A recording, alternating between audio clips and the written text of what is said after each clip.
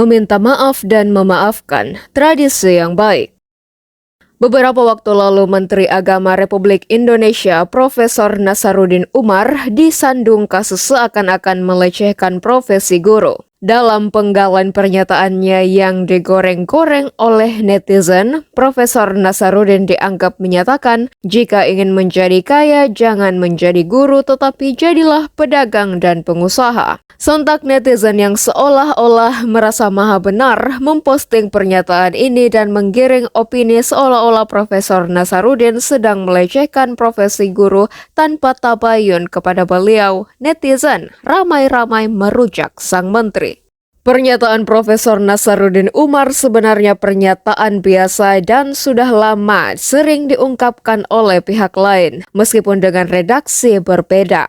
Misalnya, Imam Nawawi dalam At-Tabyan fi Adab Hamalat Al-Quran, seorang pendidik tidak sepantasnya mencari kenikmatan dunia baik itu berupa harta, tahta maupun derajat yang tinggi. Dari sini kita dapat posisi mulia seorang guru. Bahkan lebih lanjut, Imam Nawawi dalam Abdul Alim wal Muta'alim mengungkapkan bahwa seorang guru memiliki etika terhadap dirinya sendiri, yaitu ketika seorang guru belajar. Ia harus menjadikan Allah Subhanahu wa Ta'ala sebagai tujuan dalam belajar yang dilakukan seorang guru dan tidak boleh berniat untuk mencari kesenangan duniawi saja. Seorang guru seharusnya tidak menodai proses belajar mengajar dalam keinginan yang dapat memiliki banyak relasi, sehingga mendapatkan pelayanan atau kompensasi, walaupun hanya sedikit saja. Ini juga sejalan dengan pernyataan Profesor Nasaruddin Umar dalam sebuah pidato di hadapan para calon guru ketika membuka kegiatan bertajuk Pendidikan Profesi Guru atau PPG dalam jabatan batch 3 tahun 2025 di UIN Syarif Hidayatullah Jakarta pada Rabu 3 September 2025. Menurut Nasaruddin, seorang guru harus memiliki integritas dan kesucian moral sebagai pendidik dan tak boleh memiliki noda sedikit pun. Seorang guru itu harus suci di langit, suci di bumi. Kalian tidak gampang menjadi seorang guru. Belakangan, Menteri Nasaruddin menyampaikan klarifikasi sekaligus permohonan maaf terkait dengan potongan video pernyataannya yang sempat menimbulkan tafsir berbeda mengenai profesi guru. Saya menyadari bahwa potongan pernyataan saya tentang guru menimbulkan tafsir yang kurang tepat dan melukai perasaan sebagian guru. Untuk itu, saya memohon maaf yang sebesar-besarnya. Tidak ada niat sedikit pun bagi saya untuk merendahkan profesi guru, kata Nasaruddin seperti dikutip dari situs Kementerian Agama Rabu 3 September 2025. Justru sebaliknya, saya ingin menegaskan bahwa guru adalah profesi yang sangat mulia, karena dengan ketulusan hati mereka lah generasi bangsa ditempa. Pernyataan ini tentu menjadi kontroversial bagi beberapa pihak di tengah gonjang-ganjing permasalahan guru dewasa ini. Sebab nasib bukan nasab para guru, terkhusus kesejahteraan para guru dibandingkan. Misalnya dengan gaji pejabat negara selevel menteri, komisaris BUMN hingga anggota DPR.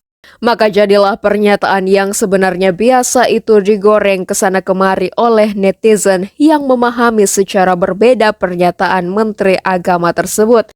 Memang pada akhirnya Menteri Agama meminta maaf dan mengklarifikasi pernyataan yang mungkin melukai netizen, pemerhati guru dan bahkan para guru. Dari sini kita dapat memahami bahwa peristiwa itu sejatinya menjadi titik balik bagi pemerintah untuk lebih memberi perhatian serius terhadap nasib guru di negeri ini. Permintaan maaf Menteri Agama juga memberi kita pembelajaran penting soal adab komunikasi yang baik.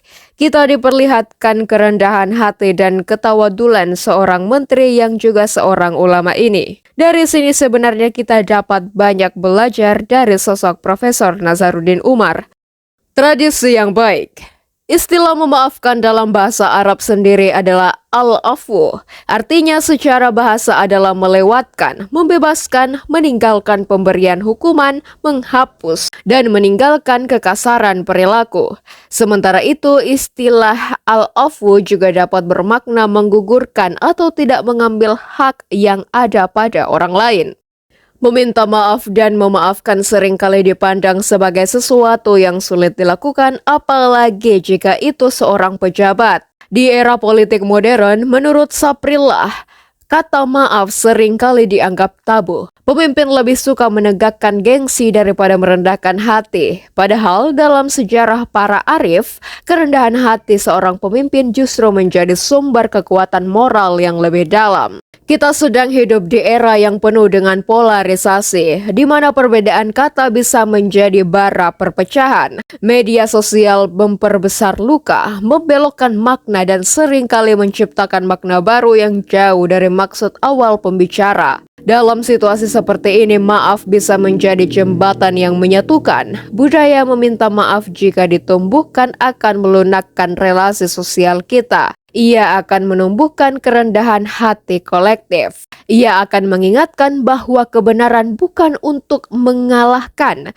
melainkan untuk menerangi. Permintaan maaf Menteri Agama karenanya bukan hanya peristiwa pribadi, melainkan teladan. Ia mengajarkan bahwa bahkan di tingkat tertinggi kepemimpinan, kata maaf tetap memiliki tempat, bahwa maaf tidak mengecilkan wibawa, justru memperkuatnya.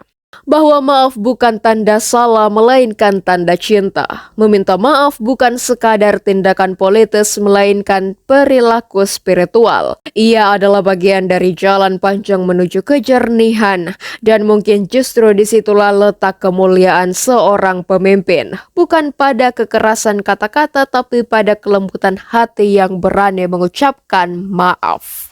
Memang, meminta maaf dan memaafkan memerlukan kebesaran jiwa. Ini berarti hanya orang yang memiliki kebesaran jiwa dan kelapangan hati yang berani melakukannya. Meminta maaf dan memberi maaf memang tidak serta-merta meniadakan aib, tetapi ia menjadi langkah strategis untuk merehabilitasi jiwa atau diri. Orang yang meminta maaf dan ikhlas memberi maaf akan memberi jalan lempang untuk memandang masa depan lebih baik.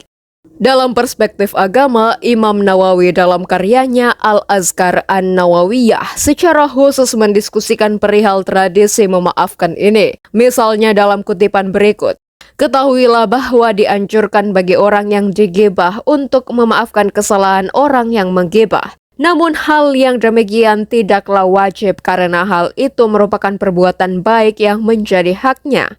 Maka hal itu menjadi kebaikannya. Akan tetapi dianjurkan baginya untuk memaafkan agar dia dapat mensucikan saudaranya sesama muslim dari perbuatan maksiat.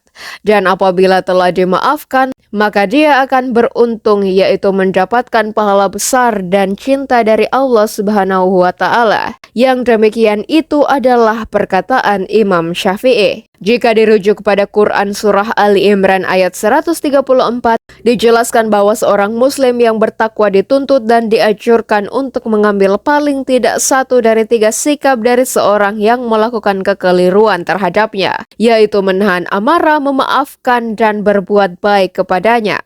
Yaitu orang yang berinfak baik di waktu lapang maupun sempit, dan orang-orang yang menahan amarahnya dan memaafkan kesalahan orang lain. Dan Allah mencintai orang yang berbuat kebaikan. Quran Surah Ali Imran ayat 134.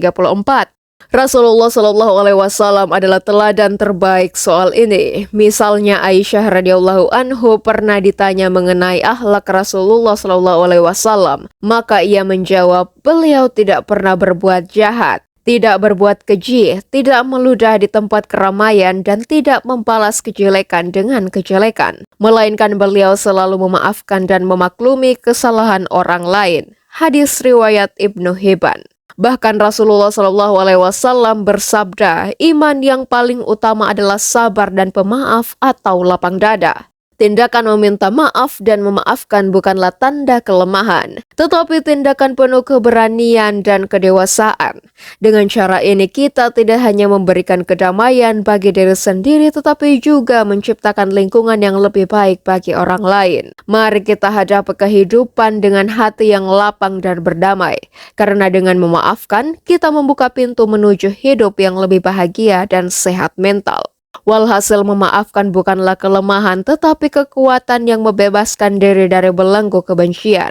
Memberi maaf dapat menjadikan hati kita lebih lapang dan hidup terasa damai. Kita tidak perlu menunggu Idul Fitri untuk saling memaafkan. Wallahu alam bishawab.